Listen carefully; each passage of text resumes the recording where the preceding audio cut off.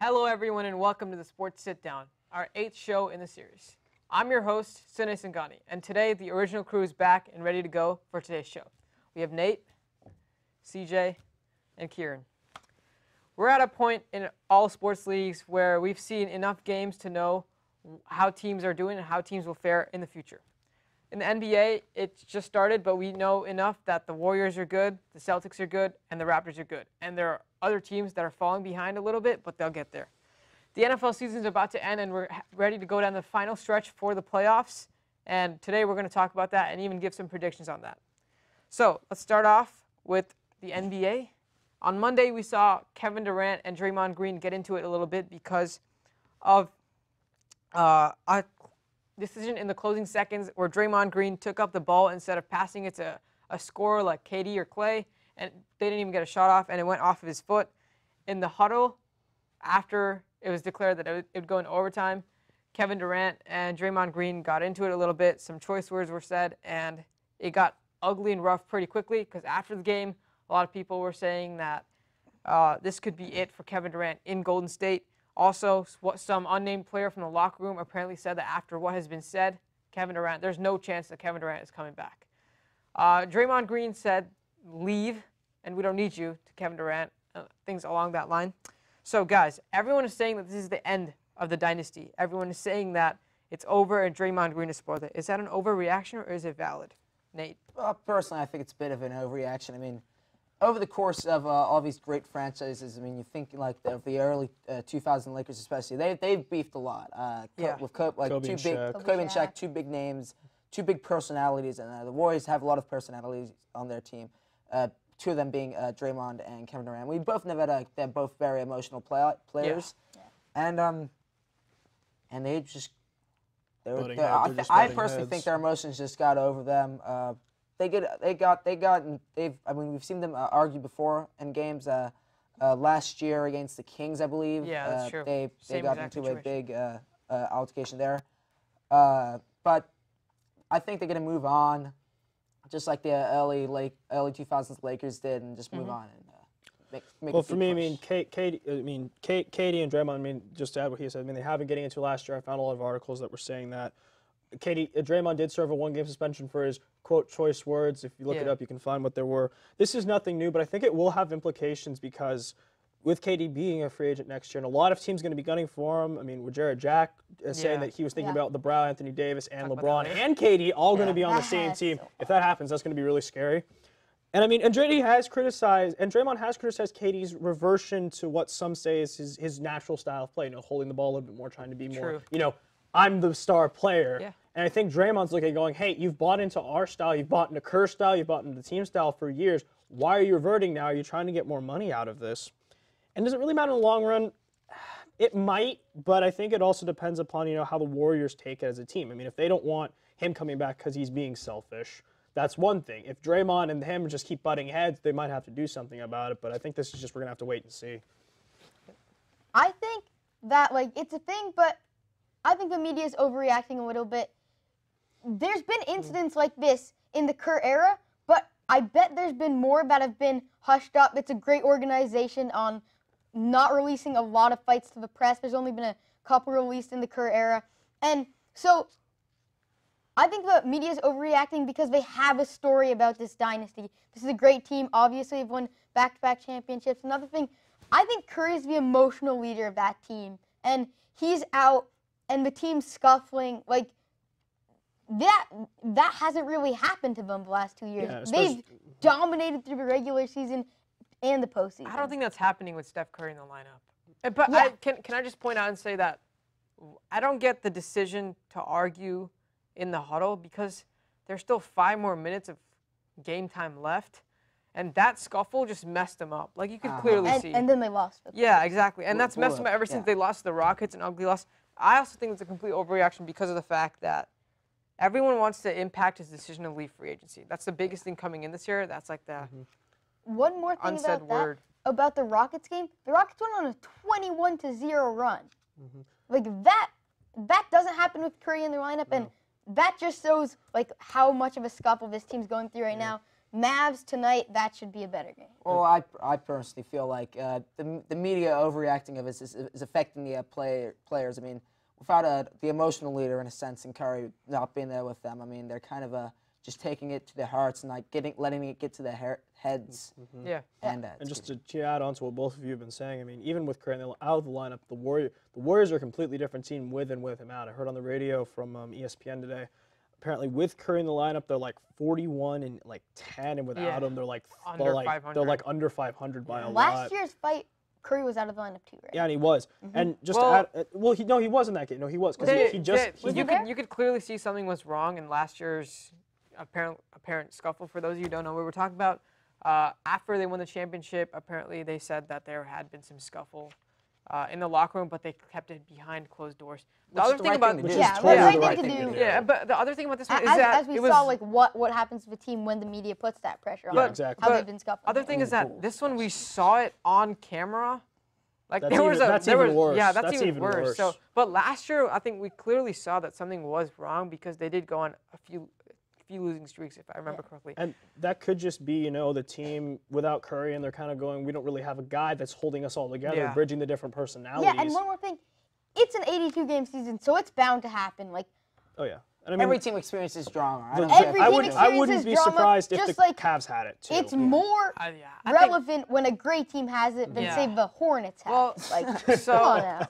Well, okay, so now the question is that what will happen in July when KD's a free agent? It'll be interesting to see. But let's focus on the near future here, and let's move to the board to talk about the real the board. NFL predictions. So let's go on to the board where we have our playoff teams written. And note, these are not the final. This is not what is going to happen. If it does, we will laugh our butts off and have a show where we go, we got this completely right. Yes. Road to all-time low and a Maroon 5 concert on freebie as well. Okay, so you guys can start off with the AFC now. Right. Well, let's start off with the bottom seed here. The Texans, led by Deshaun Watson. Titans. My bad. Texans are up there. But we're going to talk about the Titans, led by Marcus Mariota, baby. Mariota, Heisman winner out of Hawaii, went to Oregon as college. He's been playing really well.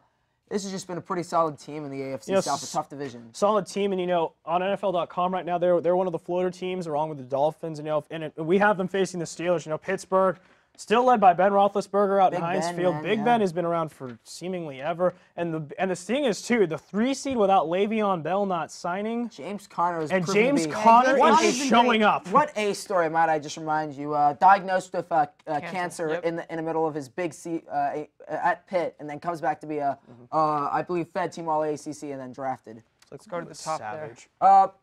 5 seed, we have the San Diego Chargers. One of the most Los Angeles football is back, baby, in LA. I mean, they have been one of the most the two LA teams have been the most exciting. Some of the most exciting teams. I'll give you the Rams, seasons. Chargers. I mean, it's Chargers. Well, here's the thing. They're 7-2.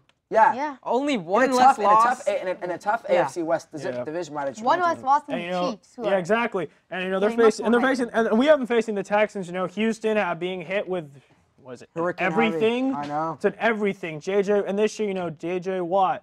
Coming back. Who else did they have this year that came back? Deshaun Watson came back. ACL. I mean, we've seen how some of the quarterbacks from last year got their ACLs turned out. And then you have Deshaun Watson. The biggest thing about the Texans is that they were winless for the first 3 weeks, I believe. 2 weeks, 6 in a row. 2 weeks, 6 in a row. Yeah. Crazy. And then at the 2 seed, it's the old standby. I mean, when you don't have a team, we're probably going to still see Belichick and Brady being in the Super Bowl. 5 more. Like, what do you think? 2075, I think. Yeah, 2000. I like it. Everyone has a beard out this way. Yeah. And at number 1, it's the place where all old Niners go.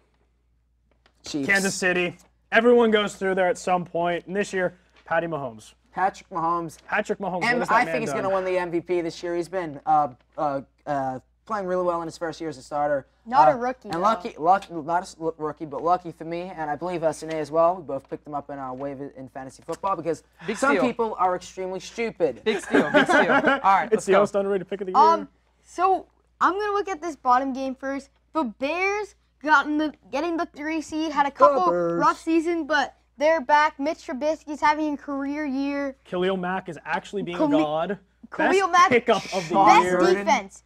I think this is the best defense. Matt Nagy's a great rookie head coach, and Matt Nagy used to be an arena football player, right? They have 2 good running backs. He was. Jordan Howard, more of a power running back, and then Tariq Cohen. He's a great player. I think there's a lot of potential in Cohen. He's had some huge runs. He does special teams, returns kicks, and he's there in space, running back and receiver. I like this is a very good 6 seed, just like we have a very good 5 seed there. Yeah. This is a solid 6 seed, and the only reason why they're not higher is because of the Saints team, which is so good. Postseason experience. Yeah, remember this team went to the Super Bowl. It's almost the same exact team. Have a great front 7, and Cam is always Cam. And Plus I mean, Chris McCaffrey Yeah. proving that he can be a workout. I was waiting for you to say Super that. Bowl Stanford team, fan. and then they added McCaffrey. The old Stanford hand right And then there. up top here we have Redskins, Vikings, another great matchup. We see Redskins, I feel like they're going to run away. Second easiest schedule remaining in all the NFL. And they have one of the better quarterbacks now. The old Niner farmhand, Alex Smith, turning his career But the around. Kirk Cousins playing his former team. Storyline there. Probably Could going to be happen playing. in the playoffs. Probably going to be playing in Landover, so that's going to be an interesting storyline. But again, we see this in the AFC and NFC. Another really good 5 Those seed. They 5 went all the seeds. way to the NFC Championship last year. Now they have a better, I guess you can say, quarterback and the same defense. It's going to be interesting to see these. I would say we have some great wild card games. Oh, yeah. Yeah. Those are gonna be some fun This games. has been very competitive. And then of course the first 2 seeds, Rams Saints. and Chiefs. These 2 teams are playing on Monday, so it's going to be interesting to see. That Very And fun then game. Saints are would really have been good in team. Mexico, but that got moved back Apparently to the LA. smog is worse. I'm laughing though because the smog apparently is worse in Mexico than it is in LA, and LA's got 2 fires nearby. No, and then one thing, say both these teams get their wins against the wild card teams. They played Saints 1. Say these guys get their win. They played 2, but Patriots took that one, right? Earlier in the year. So we could have a battle of 2 seeds going into it. We could have 2 seeds, 2 amazing 2 seeds here. And going Very to solid Atlanta top 2. and watching heading to a Atlanta. Maroon 5 Watching a Maroon 5 concert. Who Yeah. wouldn't love that? Let's be honest. Yeah, so you? Heavy sarcasm inserted. sorry, Adam Levine. Okay, so Rams, Saints, Chiefs, Patriots. These 4 teams should be a lock to have a bye. Well, the Rams Now, are. The here Rams it- aren't having anything. They're facing Actually, the Rams almost no one The Rams can clinch their division. today. I mean, Well, tomorrow. Monday. Today, We're on tomorrow. Monday. Monday. Who do they play Monday? The Chiefs. Come on. All right. Oh, anyways. sorry, I don't follow no. this. They can't because the Seahawks won. Oh, that's true. That's Seahawks true. have to lose next week. If they win and the Seahawks lose next week, they clinch the division. There we go. Okay, so All that right. does it for our NFL predictions. Let's go back to We'll see what happens in the coming months. Exactly. The coldest months of the year. Okay, so Santa's coming in with a Not giant ram sports-wise, for though. you. it's gonna be fun. It's gonna be a fun December, January, fun to watch. Okay, so let's get to 3 things. So first thing for this edition of the show is Lamar Jackson will most likely be making his first NFL start because Joe Flacco is doubtful. Second is that Jared Jack believes that Anthony Davis, Kevin Durant, and LeBron will be on the same team next year on the Lakers, if you didn't know that. And then Le'Veon Bell, as usual, is not showing up. He's late to everything. Well, going on Le'Veon, I mean, honestly, arguably the best running back right now in the NFL. And he was not happy that the Steelers once again slapped him with a franchise tag and went, "We're only paying you $14 million." He went like this, "I'm going to South Florida. See y'all in a couple months." Well, he's in Pittsburgh right Now now. he's in Pittsburgh, but no. So he's in there. He's chilling with his feet up, watching the Steelers. They don't need me, whatever. Shows up back in Pittsburgh, and then just doesn't show up on Tuesday. So his entire team is like this. Raid his locker. Get the shoes. Get the Jordan cleats. Take I it. saw that. Take I saw it. that. They took all the stuff out of his locker. Yeah. And here's the better part. Says he didn't show up. He's not eligible. Apparently, his agent found out if they tag him with a franchise tag next year, he can skip it. He's he not can basically eligible, skip it. yeah. He's basically a free agent. He's a free agent. Well, what I want to talk about is the incredible story, a true underdog story. If Lamar Jackson A three-star quarterback coming out of high school, committed to Louisville. Didn't have any of the big schools interested in him besides Clemson, but whatever. Besides Clemson. But whatever, no biggie. And then in his first 2 seasons at Louisville, didn't throw an interception at all. And in his sophomore season, won the Heisman with 30 passing touchdowns, 21 rushing touchdowns, 3,500 passing yards, and 1,500 rushing yards. Modern day Christian McCaffrey. Incredible season, yeah. And then after another pretty solid junior year, he decided to forgo his senior season and go to the draft, and then was told by multiple NFL teams that we don't want you as a quarterback. We want you to play wide receiver. Yeah. And he went, what? He denied that too. He was very adamant about that. I don't want to throw the ball. I don't want to receive the ball. Exactly. And then he was the last pick on the first day of the NFL draft. First round pick though. And first round pick. But still. And then at Ravens camp, a story came out that he was being mentored by a fellow Heisman winning quarterback who can scramble as well, Robert Griffin III. Let's hope his career turns out better than it. Also, so I also got Lamar Jackson.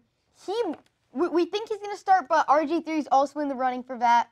We don't know who's going to start that one yet, but we think it's Jackson. Well, we'll just wait on Harbaugh. Not the real Harbaugh. Not the real Harbaugh, you know. I don't know why Harbaugh is keeping it like a suspenseful thing. Harbaugh isn't keeping it suspenseful. He's at the big house winning right now. So, let's be honest. The Harbaughs love drama. Okay? Yeah. What's your deal? All that. We'll draft all the thugs we can. I said when he was drafted, I think he's an NFL-ready quarterback. He's a great running quarterback. He's lined up 2 snaps as a running back in the first couple weeks. It's interesting that Ravens have incorporated him into the offense. The Wildcat. Yeah. Like it's really weird because we see Joe Flacco throwing the ball and then all of a sudden we see Lamar Jackson coming in for like a 2-yard run. But I'm really excited to see Lamar Jackson. 58%. But the thing about Harbaugh is that he kept it as if it could be RG3 or Lamar Jackson. Or both. So there is, or both. That's Or you know what? Better than that. Both of them are not gonna start. We're gonna start our line. We're gonna start off our backup center for some reason. Okay. For all we know. The hefty lefty. Okay. Jackson has a 58% completion, 87 yards, and a touchdown this season, and For he's preseason. Yeah. Well, preseason. Yeah, preseason. Well, but no one cares. he's a running quarterback, and he's playing against the 3rd worst rushing defense in the Bengals, so he could have a great game running and passing the ball on Sunday. Also to mention, in our playoff prediction board, we had the Bengals, but they have 3rd worst rushing defense, so we kept them out. Yeah. Okay, so let's move on to now the NBA. Last time we were here, we were talking about all this drama with Jimmy Butler in Minnesota, and that has all gotten resolved now because now Jimmy Butler is gone. Has a new team. So they traded Robert Covington and Dario Saric. And Jared Bayless. Don't forget Jared Bayless. And a pick. And a 22nd round pick for Jimmy Butler and Justin Patton. Most people are now saying that the Philadelphia 76ers can contend in the Eastern Conference Finals. Yeah. So can they do it, Nate? Yeah, definitely. I think Jimmy Butler is one of the best 2-way guards in the league. He showed that in Minnesota, and he showed that on his first home game with the Sixers, scoring 28 points. And we all know how big threes can turn out. Yeah. Championships. I think this could help. Just the one thing I see is the T-Wolves gave up a lot. This was a lot. It's like we gave the 76ers gave up so much. It's like you're giving up 3 guys Sixers and a pick. won the deal easily. Definitely. The thing It's is, it's like what we get. We got 3 players and a pick. But all the players hated him. The coach hated him. And not the coach. The players. Okay, yeah. If the players hate you, it's game over. You can't win. And now by the way, the T-Wolves are on a 2 or 3 game win streak. Haven't lost every match. Yeah. Evidently, Jimmy Butler was the cancer. Yeah. Beat Portland. El Cancer. Whoa. El Cancer. Whoa, All right, that what is do you have to very, say? very too far. I think the East is a 4-team race. Celtics, Raptors, and Sixers. Just never say that again. Celtics, Raptors, and Sixers are the main 3 teams, and then the Bucks could be there. I have them as a 4 seed. Giannis is having a heck of a year. Oh, yeah. Butler, Embiid, Simmons, Fultz, and Redick. I don't know about Fultz. Markel. Dude. Okay. Okay, let's not get started. Let's not get started. We'll start about that next time. Butler and Embiid are both amazing two-way players. So I think this is going to be a very solid team who will make it to the Eastern Conference Finals against the Celtics. They won against the Jazz. I watched the last 10 minutes of the fourth quarter. Boy, that ball is not moving. I mean, it is one-on-one basketball. So I still think it's a little premature because Joel Embiid is such a force in the paint. But Ben Simmons' offensive game is basically passing. He's not improved his shot at all. I'm sorry, Ben. J.J. Redick's a knockdown shooter, but then Jimmy Butler, he kind of fits in weirdly, and they're playing a lot of one-on-one ball. They still won yesterday. That's not like. But it's not basketball. Yeah. Yeah, I feel like they still have to move the ball. Coach would not be proud. Here's the two things about the Celtics and the Raptors, who are the top two teams in the East right now. Good ball movement. Great ball movement, and they've all played with each other, and they're really The Celtics have definitely gelled. gelled. Yeah, exactly. Okay, so it's time for the last wrangle. 30 seconds. It's your turn to talk, CJ. Well, I'm going to start off. So, if you ever think minor league baseball is weird, with names like the Flying Squirrels, Trash Pandas, Baby Cakes, Rumble Ponies, and Fire Frogs, along with Jumbo Shrimp, you're going to love this new one. It's the Amarillo Sod Poodles, nicknamed the Soddies, the new AA affiliate of the San Diego Padres, because the Padres love doing this. They move their affiliates around no matter what. If you want to buy the merchandise, it's flying quickly off the shelves, and the kicker, the trademark's not in place yet. Okay. Well, I want to talk about one of college football's biggest rivalries, and of course, we are talking about the Axe. One of the most iconic rivalries, Battle of the Base, Cal versus Stanford, and due to the wildfires, the games have moved to December 1st, 2018, and I just want to say my prayers go out to everyone who has been affected by these wildfires. I want to thank the 5 men who are fighting these fires right now. And first responders. First responders, thank you all so much. Kieran? So I'm going with my usual baseball. Back to this amazing offseason. I think it's one of the best free agent classes in a long time. Machado is arguably the best infielder, but his October really took him He did not help himself at all in October. I'm just going to say that. Dirty plays, and he said, quote, "I'm not a Johnny Hustle guy." Ouch. Like, every other player says, "I'm going to hustle. I'm going to do whatever I can." I'm going to walk. And then Machado's honest. "I'm not Johnny Hustle. I'm not going to hustle." He's a dirty player. There's Harper, Hate him. Kimbrel, and then last thing, Steve Pearce, MVP of the World Series, had himself a heck of a year. Was a great pickup in July. One of the biggest steals. He re-signed with the Red Sox yesterday. That team is still very good, and they could be good for years to come. Very young. Very young team. If you haven't noticed yet, Kieran's a baseball fan. Best one. Yes, we know. And then one fun fact: JD Martinez, first player ever to win the Silver Slugger at DH and left field. There we go. 2 Silver Sluggers, 1 year. Shanae, Okay. to wrap this up. So, this is our last show of 2018. We'll see everyone in 2019. So, I just want to say this has been a crazy sports year when it comes down to Philadelphia Eagles winning their first Super Bowl. Hey, you just say that because you're an Eagles fan. Wait. Let's let him talk. Then 30 seconds, no interruptions, please. Sorry. Then we have the Warriors, and we had a pretty good playoffs. We finally saw the West get a little bit competitive. Rockets had all Warriors fans at the edge of our seats. And then we saw LeBron go to LA as a crazy move. And then after that, August went kind of slow. But then we got baseball. And then we had the Golden Knights in Vegas. Oh yeah, and then the hockey. Yeah. I can't forget that. You can't forget about the Capitals, you know. Capitals. But Knights, They won. expansion team first year, got themselves to game 7. No history. Yeah, so it's gonna be. It was a really, obviously, always every year is a unique year for sports. And then of course the college football playoffs game. And the best one, and the best thing ever, guys. That. UMBC, the 16 team, beat Virginia. Oh yeah, Right. crazy March Madness tournament too. Oh yeah. And and World Cup. How can we forget Oh, that? World And Cup. how can we forget the Winter Olympics? We can forget We that. can forget that. Sean We- White, Chloe Kim. Nate, we Okay, can't well, forget that. yeah. So overall, we saw a lot of things going on in this year. 2018 was a great year for sports, and now we also see NFL playoffs wind down, and also NBA get a little bit more spicy as time goes on. So that does it for the Sports Sit Down for 2018. Thank you for watching. Merry Christmas. We wish you a Merry Christmas. We wish you a Merry Christmas and a Happy New Year. Yeah, okay. So thank you all for watching. You can find all of our other shows on YouTube. Thank you to our wonderful crews worked on the show. Signing out with Nate, CJ, Kieran. I'm your host, Sine Singani. We'll see you in 2019. Bullet Club for the win, boys, right? The Bullet Club? Definitely. I've been